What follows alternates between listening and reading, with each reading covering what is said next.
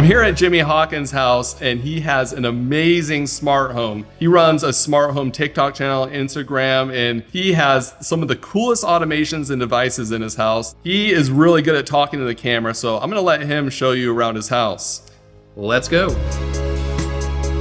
All right, in our living room, all the lights are controlled by this Leviton scene controller here. So we have one to turn all the lights on, one that turns all the lights off, a TV scene which dims everything down for watching TV or movies or something. Also, we don't want to manually control the lights. We have the Everything Presence 1 set up in the living room. It's perfect for a living room so that when you're sitting on the couch watching TV and being real still, it still knows that somebody's in the living room, unlike a traditional motion sensor, which might cut off the lights and you're sitting there waving around, trying to get the lights to come back on you because you're still in the room. So my wife wanted some shelves in the living room, and of course I had to put some lighting on them, and it couldn't be any kind of normal lighting. So we have some tracks inserted into the floating shelves, and inside those tracks there's Govee M1 strips. So there's one on each side of our fireplace. And these are super cool because not only are they normal white, but you can set different scenes and colors and everything. So whenever you're watching football, you can set it to your favorite team's colors. We even have one that if the alarm is tripped in our house, there's a siren one that is over the top and blinding that would hopefully, if it ever happens, scare off any kind of bad guy. For these Govee strips inside the floating shelves, the connector is back over here in the corner along with a controller that plugs in down below our shelves here. But you don't see any wires running between the different shelves. Now, technically, Govee says you can't cut and connect these and expand them, but I figured out you could cut and find the soldering points and solder them. So what I've done is I've run wire between each level of the shelves so that they're all connected, and these are one strip run by one controller, so everything works together on each side of the fireplace. Also in our living room, we have the Eve Flare. This is a super unique smart home product. So this one is actually battery powered. So it normally sits on this dock, which charges it, but this is a thread-based device that works with Apple HomeKit. In the future, we'll have a Matter update, but it's battery powered and it's color. So you can set it to whatever color you want. This is great for those fall nights when we want to go out on the deck and have a fire pit.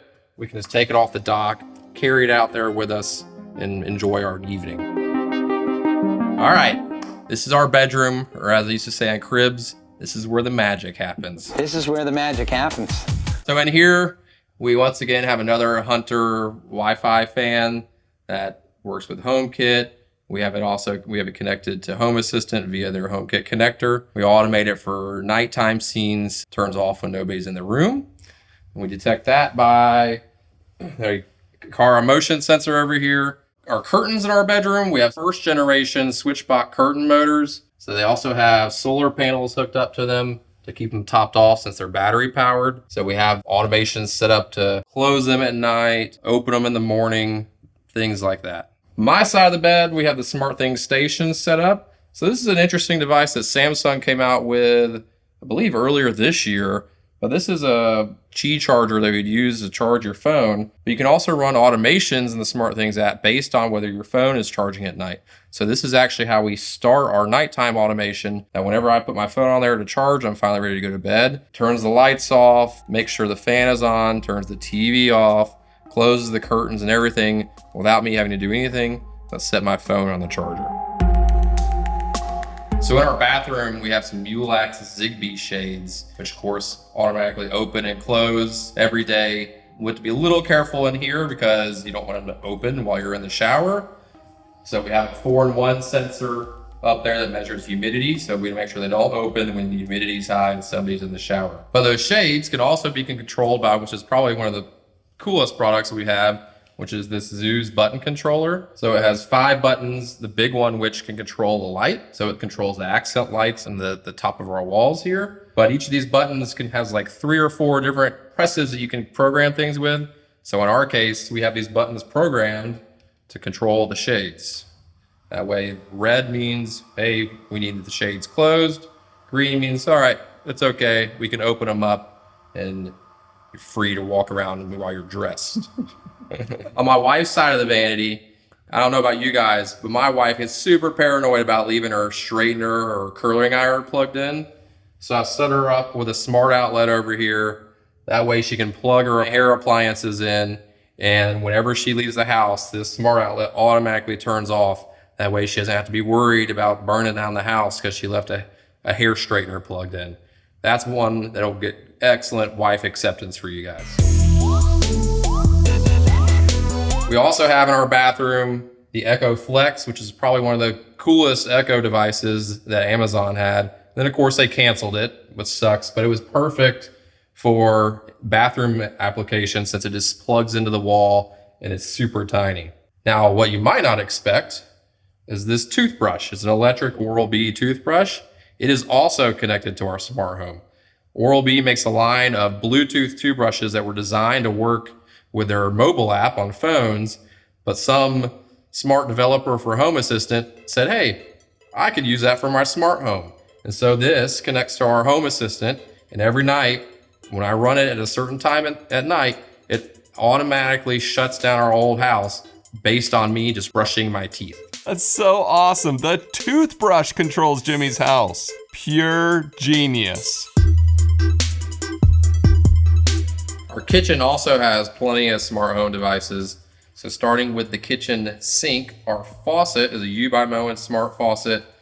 Pretty cool. I actually didn't know how useful this would be, but we found the presets that you can do and you can ask a voice assistant to fill really helpful. So we have one for our coffee maker where we're trying to rush out the door in the morning. We'll set the coffee pot here, ask Lady A to fill the coffee pot. It'll automatically fill, cut itself off while we're scrambling around trying to get the kids' stuff ready. So that's been more useful than we thought it would be. Over here on the island, we have a Sharp microwave drawer. Now this one, when we were renovating, we wanted to put something in a Wi-Fi, thinking it would be useful. Not as useful as we thought it would. After we set it up, we found out you could open it, you could set timers all by voice through your voice assistant. I think we used it the first day. That was about it. Maybe not something that should be smart, but hey, it's here. This is our Echo Show 15. So this has been very useful ever since it got the update to have the Fire TV built in. In the evening when we're cooking, hanging out, or eating dinner, when there's a show we want to watch, or maybe a baseball game or football game, we can put it up right here just like a normal Fire TV. That was a really helpful update. Of course, most of the lights in the kitchen are smart. They're on Z-Wave smart dimmers from Zeus. And something that was really interesting about this is our lights in the ceiling are actually on two separate circuits, but we wanted them to work together. So we're using Z-Wave associations, which automatically communicate between the two Z-Wave dimmers without any kind of automation set up. So we can turn things on and off and dim, and both switches automatically follow each other. Really useful if you are looking for switches to be coordinated together. My latest accidental automation, I like to call it, the Sakara temperature and air quality sensor. I used to have it sitting down here on the counter, and then one day I decided, hey, I'm going to clean the counter, and I put it up here. Well, unbeknownst to me, I was looking at the data in Home Assistant, and I saw a spike every morning in the temperature. Well, without even thinking about it, I had put it here, and the coffee maker was putting off steam and raising the temperature every morning when we made coffee. So I was like, oh, maybe we can make an automation out of that. So I made a nice voice announcement on all the speakers in the house that whenever the coffee is ready in the morning, it sends a notification and everybody knows, hey, come get your cup of joe, start the day. We even have some pretty cool stuff set up in our laundry room. So the washer has a smart plug on it that can handle the load from it that measures energy.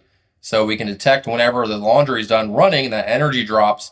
We can send notifications to our phones and through all of our smart speakers, even though the washer itself isn't smart. The washing machine is done. Similarly, on the dryer side, we have a vibration sensor here that can detect when the dryer is stopped tumbling. And it can send us an alert to our phones and through all our smart speakers that the dryer is done. We also have a water sensor in the laundry room. That way, if anything were to ever happen with the water hookups, we know immediately that there's a leak and we can automatically shut off the water main to the house to prevent further flood damage. So this is our son's room, and of course the kids always get all the cool stuff, all the RGB lights and everything that don't have to get spouse approval. We have the Govee Glide Hexa lights. As you can see, you can fully customize these with all their scenes in Govee. We have a nighttime one that we use at bedtime. We have a gaming one that our son loves. They're in the first letter of his name on the wall. For the shade, we have the IKEA shade. Zigbee, so you can hook it up to any Zigbee-based system that you want to. You automatically open it in the morning, automatically close it at night. He has a third reality button, so he can control his nightstand lamp whenever he needs to. I'm a big fan of remotes in rooms for manual control when you need to. This is such a cool room with all the lights and Minecraft everywhere. My kids are gonna be so jealous. All right, so this is our daughter's room. Once again, she's spoiled. Our kids have the best rooms. So we'll start with the curtains. She has the latest generation of the SwitchBot curtain motors. Super strong and quiet. They automatically open in the morning. They automatically close at night whenever she's ready for bed. Speaking of those SwitchBot curtains, they're hooked up to the SwitchBot Hub 2. So this is a Matter hub. That means curtains work in pretty much every smart home system that's Matter compatible. And we also have the Gobi table lamp. She loves this thing and loves to switch up the different night lights that she can have at night. Her and her mom insisted on having a fandelier in her room, which if you've never heard of a fandelier, let me show you. Hey, turn on Caroline's fan. This is so crazy because it looks like a normal light and then fan blades pop out. No way. This might be the best thing in the entire house. Fandelier uses just a normal RF remote, but we had to make it smart in our house. So we have it hooked up to a Broadlink bridge over here. So we can control it with all the voice assistants, hook it up to some routines and automations. Once again, kind of like those good night automations. So in our home, we usually try to have one Z-Wave device and one Zigbee device in every room to really build a strong mesh for both those protocols. And here's a perfect example of one way we do that. These smart dimmers are actually 3 different brands from 2 different manufacturers. One of these is Jaysco's and Brighton Zigbee dimmer. Another is Jaysco's Z-Wave Pro series. And another is Zooza's Z-Wave dimmer. But all 3 look very similar. You can really not tell a difference. And when you turn them off, most importantly, all 3 have blue LED indicators that perfectly match. So we've recently got a puppy in our house, and of course I had to find a way to make some automations around it. So a perfect example is when the dog needs to use the bathroom. So we bell trained him so he knows to ring the bell whenever he needs to go out. And I was like, well, what if I'm in another room? I need a way to know when that's happening. Enter a vibration sensor. So there's a vibration sensor stuck on his bell so that whenever he rings it, it notifies our phones, our watches, and makes it a voice announcement through the whole house so somebody knows you need to get up and take the dog out before there's an accident. Okay, can we all acknowledge how cute this dog is? He's like a big teddy bear. All right, so in our garage, we have a MyQ smart garage opener. Not my favorite brand, but it came with the house and it works. It's also cool because it allows Amazon Key to work so they can deliver our packages inside the garage. Probably the most metal smart home device I have is literally a smart mouse trap. So this is the Dome Z-Wave mouser. When the mouse crawls into here, there's 2 pads that it bridges the positive and negative on. It actually zaps the mouse and kills it, and it sends a notification over to your Z-Wave hub that it zapped a mouse. The craziest smart home device, but here it is. Jimmy has the best stuff at his house, and I need one of these. Welcome to my office. This is where I work my real job. I also test all the smart home devices that I post to my various channels. Let me show you around. So we're gonna start with the smart dimmers over here. There's 2 of them, but you might notice that this one looks a little different. So this is Leviton's voice dimmer, and it has Amazon's voice assistant built into it, which is pretty cool. Next to it is a Zigbee dimmer, also good to dim the lights and shut them off when we leave. This is my to-do list. So some collaborations, some personal to-do lists, but it's always a mess of things that are going on in the house for smart home projects. But it's actually reasonably cleaned up right now, surprisingly. This Sensi here, Go Jackets, is also connected to a smart plug, connected to Home Assistant, and automated so that whenever we leave the house, it automatically turns off. And that way we're not gonna burn down the house or something crazy if we accidentally leave it on. Over here is the dog crate that we usually put our puppy in when we leave. It's monitored by a Wise camera. That way we can see if he's barking or anything.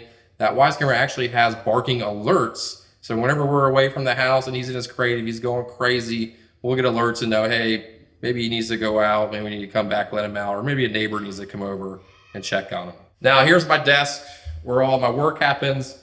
You might notice we already talked about Lady A. You can see here, I also have Google's Nest Hub set up and some Apple HomePod minis. That way I have all 3 voice assistants ready to test things on whenever I need to. Lastly, we have some smart blinds. So in here, these automatically close at night, open in the morning. These are Third Reality Zigbee smart blinds. And actually, what's one cool automation that I have in here is that this window gets blasted with sun in the morning. So I have a motion sensor over here that has a light reading in it. And whenever it gets super bright, it actually drops this shade down halfway so I'm not getting blasted with sun while I'm trying to work during the day. Also in my office is where another robot vacuum and mop lives. This is Dream's newest model. It's the L20 Ultra. It's a combo robot vacuum and mop. This has some really cool features to it. The mop pack can actually swing out away from the robot to get closer to walls and baseboards around your house to clean the edges. And not only that, it can actually leave the mop pads behind in the base station whenever it's vacuuming carpet. That way it's no risk of dragging dirty mop pads around on your carpet. The third thing I think is kind of cool about it, it actually has a headlight on the front of it so that its object detection system works at night, which is really important for me because we always run this vacuum every night when we go to bed since it's downstairs and we sleep upstairs. So you might have heard me mention Home Assistant and think, Jimmy, don't you also run a Twitter or X site called Smart Things Beat? That is correct. I used to exclusively use Smart Things for everything, but there comes a time where maybe you need a little more horsepower in your smart home automations. So I have Home Assistant Yellow here set up. We have most of our devices moved over to it at this point, so I can test things and run our home on it. There's a little more flexibility, but man, is it a time suck getting everything set up and looking how you want it. But once it's there, it's super powerful. But I still dabble in smart things, but for now, our home is being run by Home Assistant. All right, that about does it for the tour. I'm gonna put links to Jimmy's Instagram and TikTok down in the description. Again, he's one of my favorite people to follow on social media because he has some hilarious videos and some really good automation ideas, so definitely go give him a follow. Thanks for watching. Thanks for coming. I love this, and it's way better than my implementation where I'm just using a timer to change the lights for my hot water. This is so much more advanced.